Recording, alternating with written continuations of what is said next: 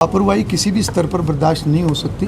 कहीं पर भी लापरवाही किसी स्तर पर भी हो तो मैं समझता हूं कि वो बर्दाश्त के लायक वो बात नहीं हो। पूरे समाज से ये अपील करूंगा कि हम पर्यावरण को शुद्ध रखें। हमें कैसा वातावरण देना है, कैसा पर्यावरण देना है, ये एक पूरे समाज की, हर नागरिक की, हर व्यक्ति की ये जिम्मेवारी है। तो हरियाणा की नई विधानसभा का जो भवन है, जो उसको हम तेज़ी से काम को आगे बढ़ाएंगे। हरियाणा विधानसभा का नया भवन वो मेरी प्रायोरिटी लिस्ट में सबसे ऊपर होगा। में कोविड काल में जो कुछ काम बाधित हमारे विकास कार्य हुए थे तो उनका भी एक रिव्यू अगले दिनों में किया जाएगा, अगले सप्ताह में, ताकि उसमें जो भी किसी प्रकार की अभी कोई कमी है तो उसको सरकार से उनको दूर करवाया जाए और उनको आगे बढ़ाया जाए। चुनाव होने जा रहे हैं सर, एक सामान्य प्रक्रिया है, हर 5 वर्ष के बाद चुनाव होते हैं। कल्याण जी, एक सीएम साहब का एक वायरल हुआ था कि जो लापरवाही अधिकारी उनकी चोड़ियां टाइट करेंगे। देखिए, लापरवाही किसी भी स्तर पर बर्दाश्त नहीं हो सकती, चाहे अधिकारी हैं, चाहे इसके अंदर कर्मचारी हैं, चाहे जनप्रतिनिधि हैं, सभी को अपनी जिम्मेवारी को ईमानदारी से निभाना होता है और हम सबकी जिम्मेवारी, जवाबदेही लोगों के प्रति है।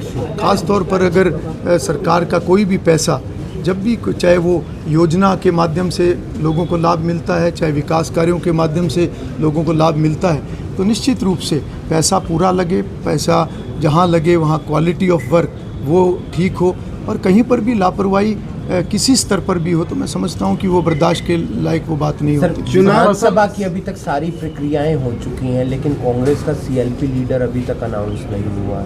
देखिए, ये उनकी पार्टी का इंटरनल मैटर है, तो उनको ही डिसाइड करना। चुनाव के दौरान जिन अधिकारियों ने कांग्रेस के प्रति हमदर्दी रखी, उनके तबादले हो सकते हैं। देखिए, सवाल किसी पार्टी के प्रति हमदर्दी रखने या ना रखने का नहीं है। किसी ने भी अगर अपनी जिम्मेवारी को ठीक तरीके से नहीं निभाया या किसी प्रकार की कोई कोताही की है तो समय समय पर सरकार उसका संज्ञान लेती है। सर, आचार संहिता के चलते काफ़ी प्रोजेक्ट्स जो हैं वो रुके हुए हैं पूरे ज़िले में, उनको लेकर भी कोई रिव्यू मीटिंग रखनी चाहिए? देखिए, आचार संहिता में निश्चित रूप से एक बार कामों की गति रुकती है, नई अप्रूवल्स रुकती हैं और अब क्योंकि सरकार का गठन भी हो चुका है और जल्दी जो है व्यवस्थाएं और स्पीड से सभी काम आगे बढ़ेंगे, तो जितने रुके हुए काम हैं वो सभी आगे उसमें तेज़ी लाई जाएगी। हरियाणा वासियों को धनतेरस और दीपावली की शुभकामनाएं देना चाहेंगे आप?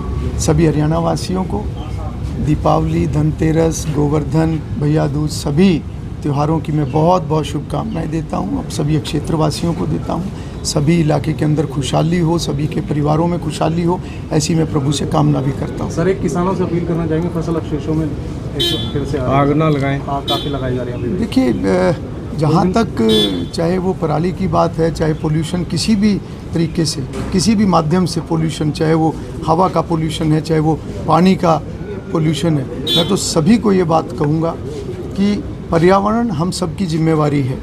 पर्यावरण अगर अच्छा होगा तो हमें भी इसी पर्यावरण में सांस लेना है और हमारी आने वाली पीढ़ी के लिए भी हमें चिंता करनी है।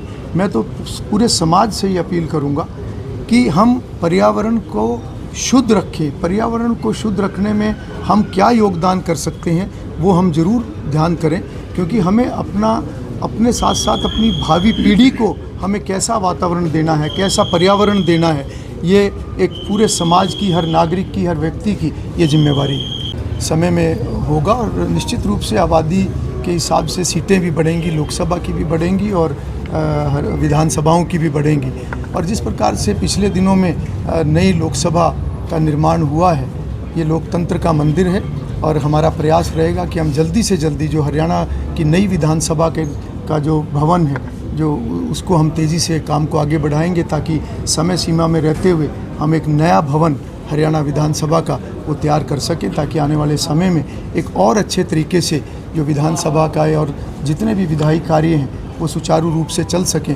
क्योंकि वर्तमान में जो हरियाणा की विधानसभा है उसके अंदर स्पेस बहुत कम है और वहाँ पर जो समितियाँ हैं, समितियों के लिए भी उस प्रकार की वहाँ पर जगह नहीं है ताकि समितियाँ भी अपने कार्यों को ठीक तरीके से कर सकें।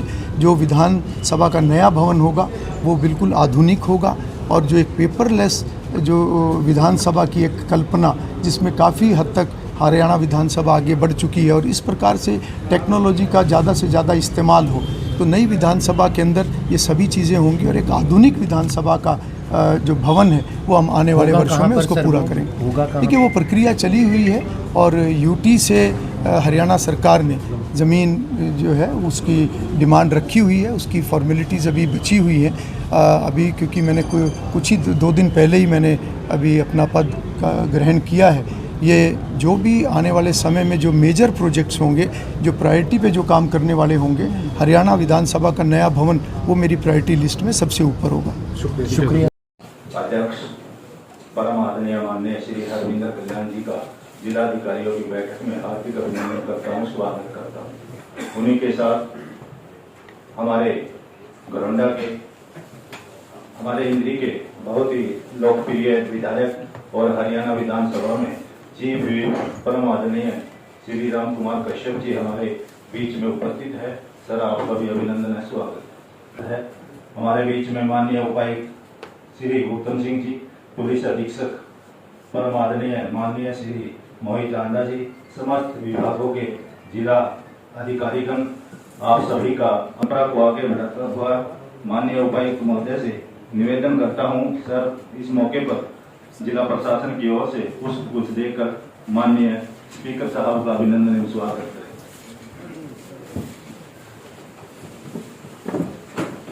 जोरदार तालियों के साथ माननीय स्पीकर साहब का प्रथम कार्यक्रम में अभिनंदन करें, स्वागत करें।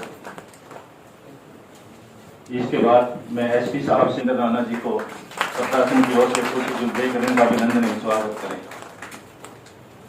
गाकर अपना एक नया कीर्तिमान स्थापित किया है। सर आपको इसके लिए ढेर सारी शुभकामनाएं और बधाई देता हूं।